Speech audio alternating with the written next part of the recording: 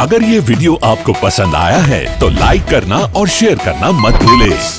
Subscribe करें good star के YouTube channel और फेसबुक पेज को। ऐसे ही लेटेस्ट वीडियो पाने के लिए बेल आइकन पर क्लिक करना मत भूलें। કહી દઉં કે બેટા એ તને જન્મદિવસની ઘણી બધી શુભકામનાઓ, આવું મારે કહેવું છે મારી માને. અને ત્યાં અરે તરત જ એ છોકરો જ્યાં દૂર રહેતો હતો એટલે ત્યાં જઈ અને તરત જ એમણે ફોન બે માએ લઈને ફોન કર્યો. એટલે જ્યાં ફોન કર્યો તરત જ છોકરાએ ઉપાડ્યો.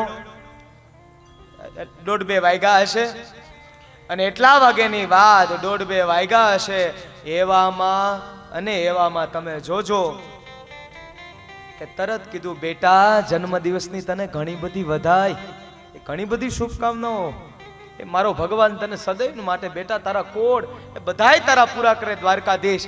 અને જ્યાં અરે આવી વધાઈ આપે છે અને સામે ઓલો છોકરો એમ કહે છે કે માં એ તને મગજ છે કે નહીં?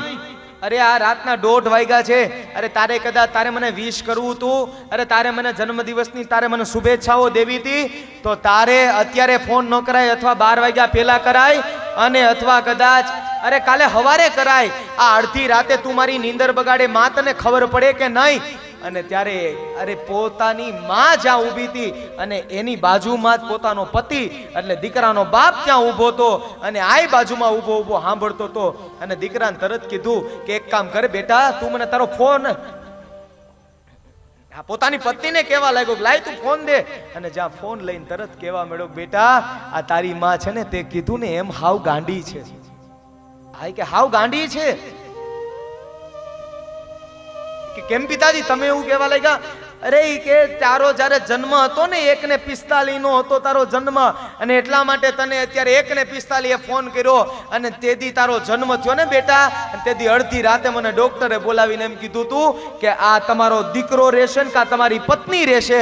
અને ત્યારે મેં એને કીધું તું કે મારો દીકરો ન રહેતો કાંઈ નહીં, પણ મારે મારા પત્નીની જરૂરિયાત છે. અને તેદી તારી માએ એમ કહી દીધું તું તરત. અને તેદી મારી માએ અરે તરત જ એમ કહી દીધું તું કે અરે જે પણ કાંઈ થાય નહીં ભોગવી લેવા તૈયાર છું, પણ મને મારું સંતાન જોઈએ. મારું ભલે મૃત્યુ થાય પણ મને મારું સંતાન જોઈએ. અને તેદી હું કહેતો તો તારી માં અરે તું છે ને ગાંડી છો એમ. આ તું કે છો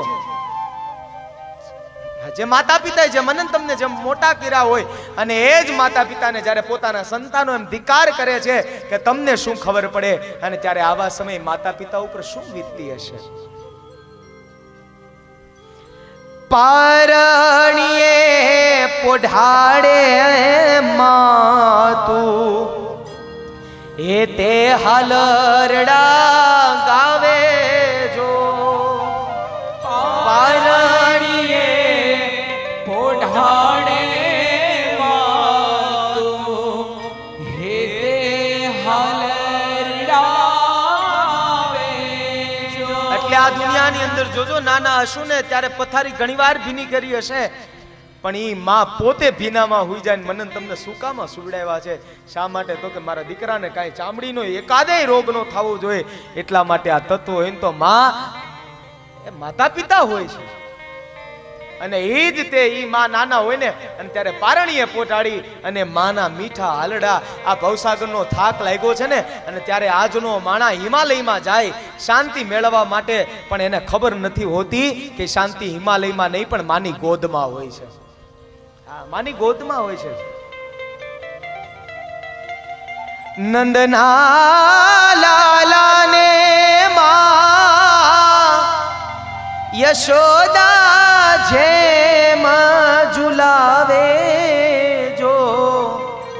મારી જનમની દેનારી મને તારી યાદ બહુ આવે જો. એટલે દુનિયામાં બધાય મોઢું ફેરવી લે, પણ એક માં તત્વ એવું છે ને ક્યારેય મોઢું ફેરવી નથી શકતું. મમતાથી ભરેલું વટવૃક્ષ છે. સ્વાર્થ ભરેલા સંસારમાં કોઈ નિસ્વાર્થ કોઈ સંબંધ કરનારું કોઈ તત્વ હોય ને તો એટલું યાદ રાખજો, માતા પિતા છે. માતા પિતા આ કદાચ કોઈ બાપ વિનાના દીકરાને પૂછવામાં આવે ને કે બાપ વિનાની જિંદગી કેવી હોય, તો એવા દીકરાઓને ખબર હોય છે. જેને નથી જોયા ને, અને એવા વ્યક્તિઓને જેને નાનપણમાં જેને પોતાના પિતાને જેને તેજા છે ને, એટલે આવા કોઈ છોકરાઓને ક્યારેક પૂછજો કે બાપ વિનાનું જીવન કેવું હોય છે. ક્યારેક પૂછજો.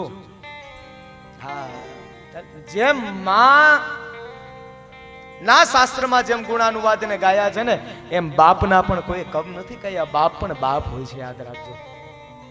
કદાચ માં પોતાની જાત ઘસીને દીકરા મોટા કરે, અને એમ બાપ પોતાની જાત વેચીને દીકરાઓને મોટા કરનારું કોઈ તત્વ હોય તો એ બાપ છે.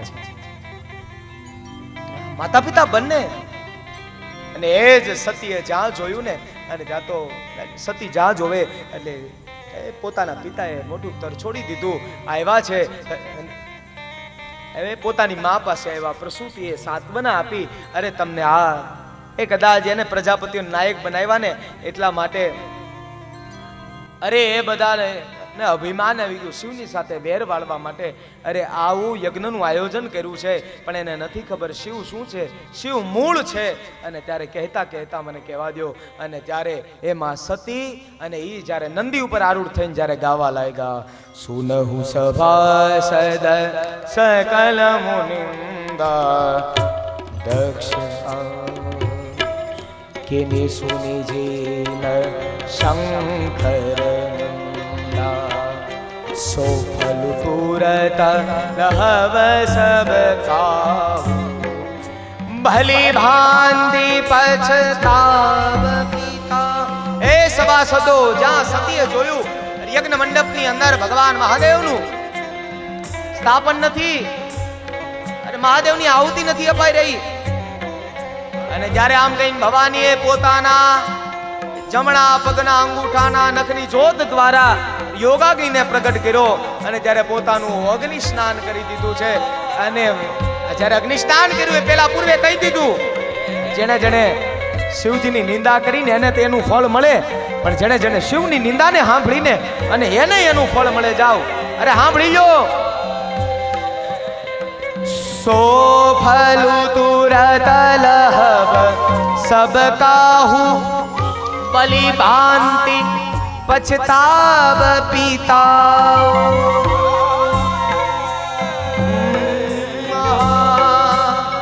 મહાદેવ. અને ત્યાં તો સતી અગ્નિની અંદર સ્નાન કરવા લાગ્યા, અને યજ્ઞ મંડપની અંદર હાહાકાર મચવા લાગ્યો. અગ્નિમાંથી સળગતા લાકડા લઈ શિવગુણો પાછળ દોડ્યા અને એ બધાને ભગાડ્યા છે. અને જ્યારે નારદજી આ વાત બધી વાત મહાદેવને કીધી, મહાદેવે પોતાની જટાને ખોલી અને હાથ તો ભોળ્યો ના તાંડવ નૃત્ય કરવા લાગ્યો છે.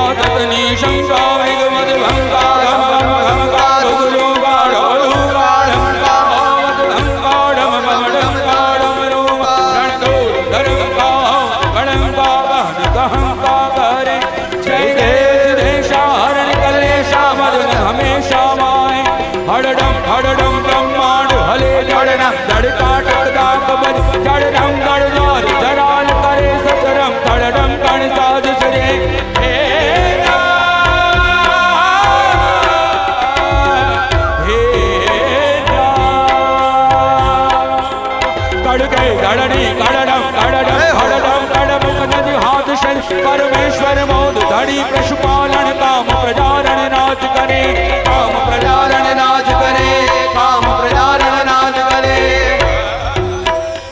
ओ धराधरेन्द्र नंदिनी विलास बंधु बंधुर स्फुरन दिगंत संतति प्रमोदमान मानसे कृपा कटाक्ष धोरणी निरुद्ध दुर्धरापदि पचित दिगंबरे मनो विनोदने वस्तुनि.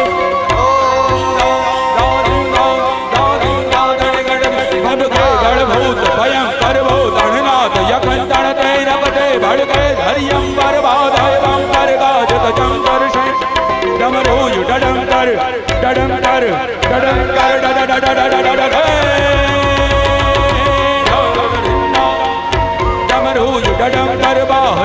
शंकर शंकर ते कैलाश सजे परमेश्वर मोद धरी पशुपालन काम प्रजारण नाथ करे કામ પ્રજારણ નાજ કરે અને ત્યાં તો મારા મહાદેવે એક પર્વતની શિલા ઉપર અને જ્યાં પોતાની જટાને પછાડી વીરભદ્રનું પ્રાગટ્ય કર્યું. વીરભદ્રને કે જાઓ, આ મહાદેવે આદેશ આપ્યો છે, જાઓ અને તમે દક્ષના યજ્ઞનો વિધ્વંસ કરો. અને જ્યારે વીરભદ્ર ત્યાં પહોંચ્યા અને ત્યાં તો ખડગ લીધું અને દક્ષનું મસ્તક હેણું અને હણી અને તરત અગ્નિની અંદર હોયવું અને તરત જ બધાએ હાહાકાર મચવા લાગ્યો છે ચારેય બાજુ. ત્યારે મહાદેવ આવ્યા, સતીનો દેહ લીધો. સતીનો દેહ લઈ અને ત્યાં નારાયણે સુદર્શન ચક્ર છોડ્યું અને 51 જગ્યાએ માના અંગો પડ્યા અને એમાંથી આપણે કહીએ છીએ ને 51 શક્તિપીઠ. જ્યાં જ્યાં માના અંગો પડ્યા એમાં સતીનો ઉદરનો ભાગ, આપણે ગિરનારની ઉપર જે અંબા છે ને માં ભવાની બિરાજે છે ને, ઈ માં સતીનો ઉદરનો ભાગ છે. અને પછી તો મહાદેવને શાંત કર્યા. ભોળા શંકર ભવ દુઃખ કાપો, નિત્ય સેવાનું શુભ ફળ આપો. ભોળા શંકર શુભ ફળ આપો, નિજ સેવાનું શુભ ફળ આપો. તારો માન મદા તારો ગર્વ સદા, ભક્તિ આપો ભક્તિ આપો. મહાદેવની બધાય લોકો, બધાય દેવતાઓ સ્તુતિ પ્રાર્થના કરી મહાદેવને શાંત કર્યા. હવે દક્ષનું પ્રજાપતિનું મસ્તક નથી અને ત્યારે અજા કહેતા બકરાનું મસ્તક ત્યાં સાંધવામાં આવ્યું અને ત્યારબાદ એને હવે ભગવાનનું નામ લેવું છે પણ એવી હારી કાયા આપી હતી પણ ક્યારેય ભગવાનના મહારાસમાં જોડાણો નહીં. એવી હારા હાથ આપ્યા હતા પણ આ હાથથી કોઈ દી તાળી ન વગાડી. એટલું હારું મુખ આપ્યું હતું એ ભગવાનનું નામ લેવા, પણ તોય કોઈ દી ભગવાનનું નામ ન લીધું. પગ આપ્યા હતા ભગવાનની કથામાં પલાઠી મારીને બેહવા, પણ કોઈ દી મારીને એટલે પગ લઈ લીધા. હે ને